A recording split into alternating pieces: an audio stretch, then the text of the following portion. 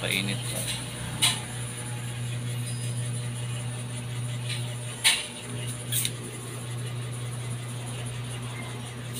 Yan guys, nakaset na yan sa 180 degrees. Ito po yung aming laminator machine. Quaff. Talagang matibay ang quaff.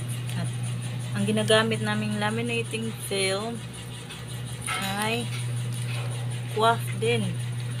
In-order namin sa Lazada.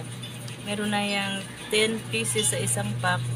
250 microns. Yan ang ginagamit namin guys. A4 yan. Yan ang kanyang. Yan ang talagang gamit namin sa araw-araw na may nagpapalaminate. Ito rin ang isa, 125 microns. Medyo manipis to. Yung 250, medyo makapal din. Yan, sa ID